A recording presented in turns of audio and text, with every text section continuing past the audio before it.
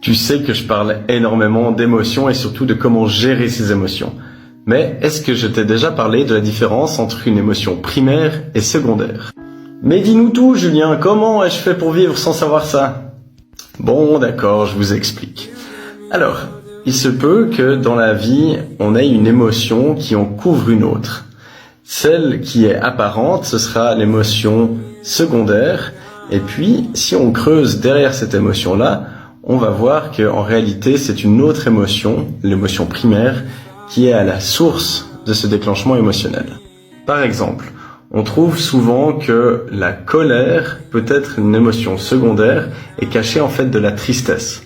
C'est notamment le cas beaucoup chez les hommes parce que pour des questions d'éducation et de société, eh bien, on encourage plutôt les hommes à montrer de la colère plutôt que de la tristesse. Parce que la colère, voilà, ça fait bien viril, tandis que la tristesse, les hommes, ça ne pleure pas, c'est bien connu.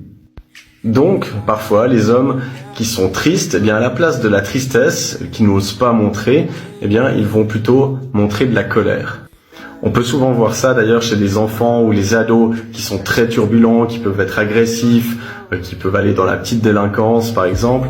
Eh bien, souvent, on comprend, si on creuse un petit peu derrière cette façade de colère et d'agressivité, on comprend qu'en fait, il y a de la souffrance, que ce soit la plupart du temps dans le milieu familial ou dans d'autres milieux. Et donc, dans ces cas-là, eh bien, c'est très important de ne pas s'arrêter à l'émotion secondaire, mais d'aller en dessous pour aller processer et évacuer l'émotion primaire. Et ça, eh bien, on peut le faire notamment dans une consultation avec un psychologue. Si tu veux en savoir plus sur comment gérer tes émotions, tu peux t'abonner, tu peux me poser des questions en commentaire et surtout tu peux cliquer le lien dans ma bio.